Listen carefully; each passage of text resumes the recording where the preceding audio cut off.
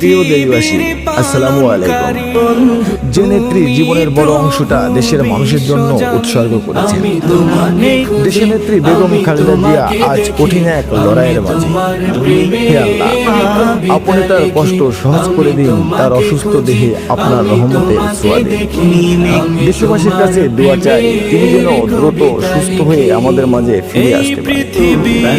আমাদের দেশের ক্লান্তি লগ্নে আপসীর নেত্রীকে বিশেষ করে পরিশেষে হে আল্লাহ, দেশের নেত্রী রোগ মুক্তির পথ খুলে দিয়ে আমাদের মাঝে ফিরিয়ে দিন। আমিন।